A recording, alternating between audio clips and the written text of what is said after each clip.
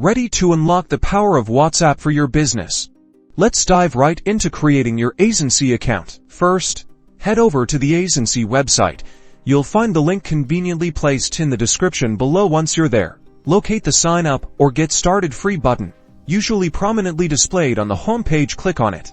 You'll now be directed to the registration form. Fill in the required information accurately. This typically includes your full name, a valid email address, your phone number, and a strong, secure password. Double-check everything before moving on. After submitting the form, keep an eye on your inbox. Aisensy will send you a verification email to confirm your email address. Open the email and click on the verification link provided. This step is crucial to activate your account. With your email verified, you can now log into your Aisensy account using the credentials you just created. You will be directed to your dashboard and can begin integrating your WhatsApp business account, which will enable you to use the platform's features.